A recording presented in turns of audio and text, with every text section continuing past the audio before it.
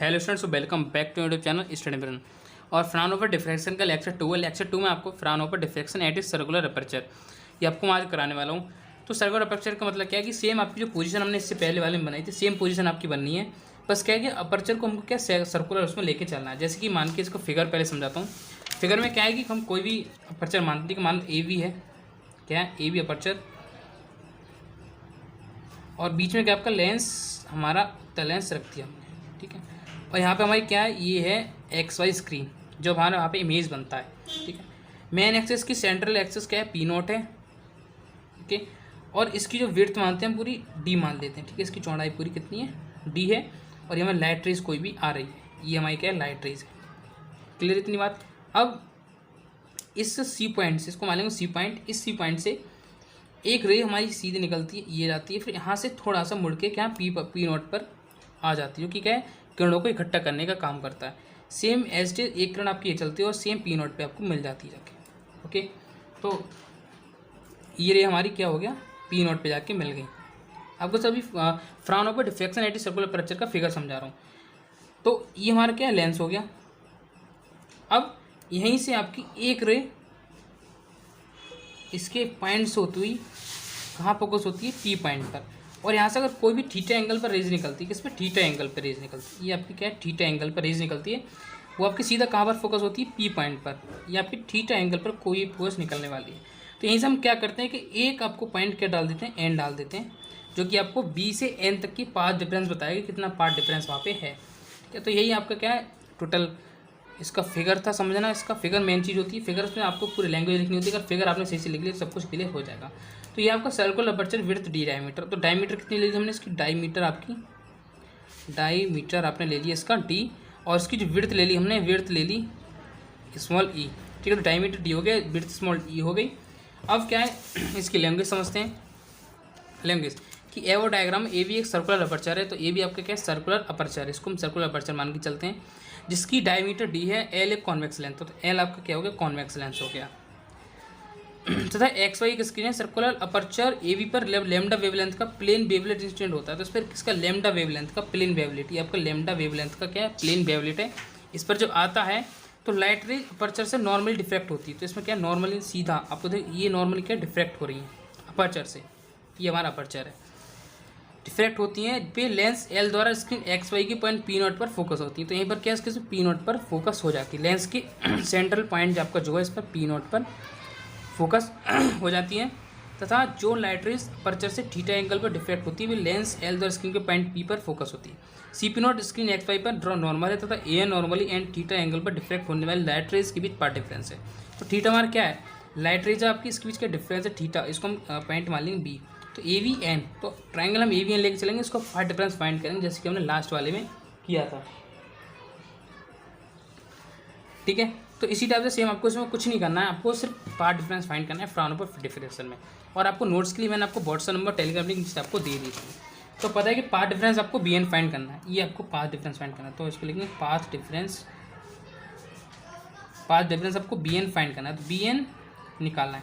अब ट्राइंगल किस में चलेंगे, ट्राइंगल ए बी एन में। ए बी एन में आपको साइन थीटा की वैल्यू निकालेंगे, जो कि होता है लंब बट्टे कर्ण, और लंब बट्टे कर्ण की वैल्यू मतलब ये आपका लंब है बी एन, और कितना हो जाए ए बी।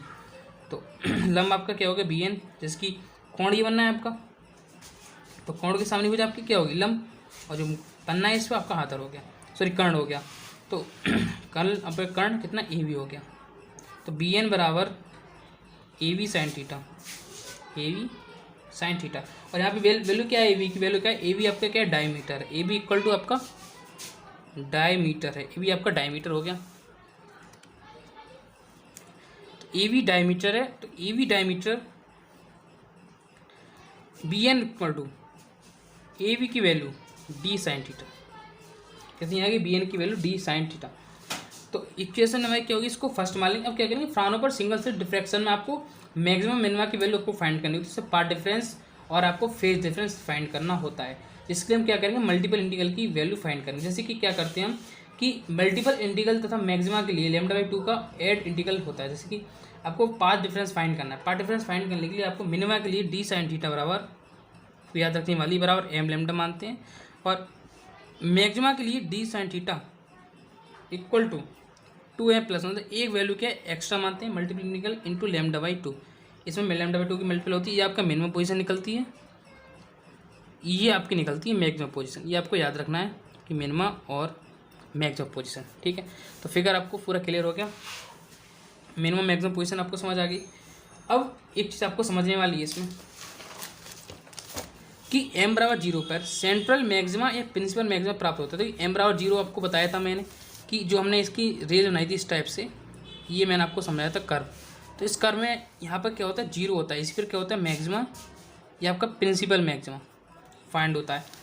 डिफ्रैक्शन इमेज को पॉइंट पी नोट से होकर गुजरने वाली एक्सिस सी पी नोट के अवार्ड रोटेट किया जाए। देखो ये आपकी एक्सिस जो है सी पी नोट, इसको इसी की एक्सिस के अवार्ड क्या रोटेट किया जाए, घुमाया जाए, तब इसकी एक्सिस पर आपको एक रेडियस प्राप्त होती है, इसको बोलते हैं एरी रेडियस। तो रेडियस की सर्कुलर रिंग्स प्राप्त होती हैं। तो आर रेडियस की क्या होंगी सर्कुलर रिंग्स प्राप्त होती हैं, जिन्हें आप एरी डिस्क बोलते हैं। क्या बोलते हैं एरी डिस्क। यहाँ से पता कर सकते हैं कि एरी डिस्क किसको बोलते हैं। तो हम किसको बोलते हैं जो रेडियस की सर्कुलर फिनिश प्राप्त होती है उनको बोलते हैं एरी डिस्क, जिसकी रेडियस निम्न प्रकार कैलकुलेट किया जा सकती है। यदि लेंस एल, तो रेडियस कैसे निकालेंगे इसके, अगर हम मान के चलें कि आर रेडियस निम्न प्रकार कैलकुलेट की जा सकती है। यदि लेंस एल सर्कुलर अपर्चर के बहुत क्लोज हो, मालूम हमारा रेडियस जो सर्कुलर अपर्चर आपका ए वी जो है उसके बहुत ज़्यादा क्लोज हो, तब सर्कुलर रिंग द्वारा बना एंगल थीटा बहुत छोटा हो जाएगा। जैसे साइन थीटा एंगल बना था आपका, तो साइन थीटा एंगल क्या हो जाएगा थीटा हो जाएगा, और इसको हम लिखेंगे आर अपॉन एफ, मतलब रेडियस और इसको फोकस में। ठीक है, आर अपॉन एफ ले लेंगे तो, और नाम और इक्वेशन सेकंड में आपने लिखा था कि डी साइन थीटा बराबर एम लेमडा।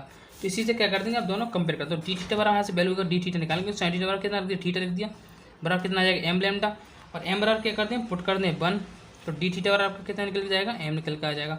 और यहीं से हमें थीटा की वैल्यू डी थीटा बराबर लेमडा ओनली, यहीं से हमें थीटा की वैल्यू मिल जाएगी लेमडा अपॉन डी। तो थीटा की वैल्यू कितनी मिल गई लेमडा अपॉन डी मिल गई, इसको हम लिखेंगे इक्वेशन 5। और जो आर अपॉन एफ वैल्यू आपकी इक्वेशन 4 लेके चलेंगे इसको। तो इक्वेशन 4 और 5 में समझ में आ गई। अब कंपेयरिंग करेंगे इक्वेशन की, तो कंपेयरिंग इक्वेशन 4 एंड 5। तो R upon F equal to lambda upon D. तो ऐसा आर की वैल्यू निकालेंगे तो आर बराबर एफ लेमडा अपॉन कितना आ जाएगा डी, इसको बोल देंगे इक्वेशन 6। क्लियर है। तो ये हमारी क्या रेडियस निकल के आएगी, जिसको क्या बोलते हैं एरी डिस्क बोलते हैं। लेकिन इनमें क्या है, इनमें भी थोड़ी आपकी प्रॉब्लम फेस होती है। प्रॉब्लम फेस क्या होती है, तो ये Fraunhofer diffraction due to circular aperture में स्क्रीन x5 पर प्राप्त सर्कुलर रिंग अर्थात एरी डिस्क की रेडियस के लिए एक्सप्रेशन है। तो कोई क्या एरिया डिस्क में रेडिएशन आर निकाल लिया यहाँ से, लेकिन जिसमें एरी ने कुछ क्या किया करप्शन किया, जिसके पश्चात प्राप्त रिलेशन निम्नलिखित। तो इन्होंने एरी जो आपके वैज्ञानिक थे उन्होंने कुछ इसमें करप्शन किया। करप्शन क्या समझाते हैं, करप्शन क्या किया कि आपकी जो वैल्यू थी आर वाले में 1.22 जोड़ दिया F lambda upon D. Value क्या लगती है इसकी 1.22 लगा दी, वैल्यू किसकी वैल्यू लगा दी आर बराबर 1.22 इसमें ऐड कर दिया, या एक्स वैल्यू लिख दी इसमें कि एक्स की वैल्यू होती है हमारी।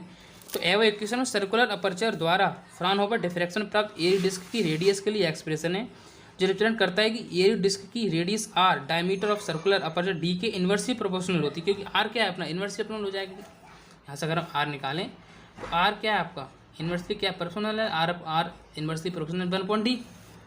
ठीक है, स्क्रीन पर प्राप्त सेंटर जिसकी रेडियस स्मॉल होगी।